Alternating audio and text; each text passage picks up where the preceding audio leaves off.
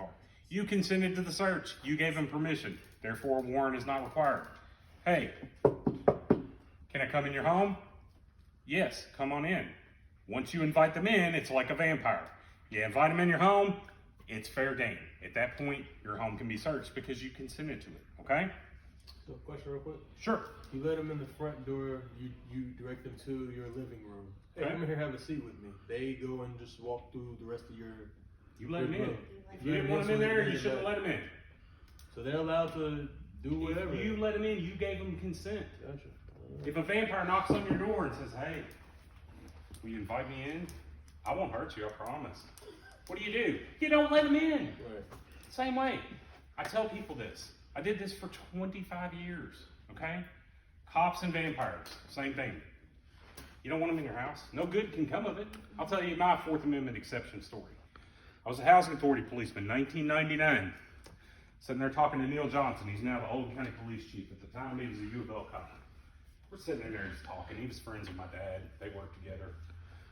We're sitting down there smoking a cigarette, drinking coffee at about 2 o'clock in the morning. Fire alarm goes off in one of the housing buildings.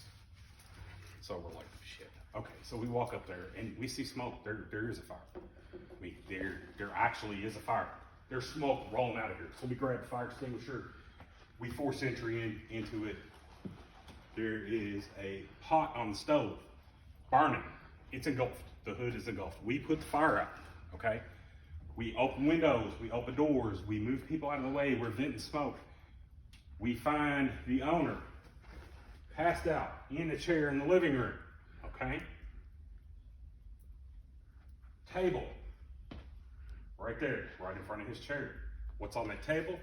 It's 2 pounds of marijuana, set of scales, several $100s in cash. I wake him up, have EMS come and check him out, and I handcuffed him. And I locked him up for trafficking marijuana for sale. I confiscated all of his money. I confiscated his scales. And I turned it over to the Housing Authority of Louisville. And they filed an eviction. And they filed a federal court order to keep him out of housing property for 7 years. Okay? Now, he was not grateful that I saved his life. Because when I entered his apartment, was it for the purpose of searching for drugs? No. I entered his apartment for the purpose of putting out a fire and saving a life, which I did. It just sucked to be him. He just happened to have a kilo or about 2 pounds, roughly 2 pounds of marijuana sitting out there and a bunch of money and some scales. Sucked to be him. Okay, so you did all of that, and if you had not pursued that and arrested him and confiscated his stuff, would you have been in trouble? It's a felony. You don't have a choice. An officer does not have discretion to make an arrest on a felony. Mm-hmm. A felony, especially if the law at that time was shall arrest. Shall means must in Kentucky law. Anytime you see the word shall, it means must. Okay. Okay?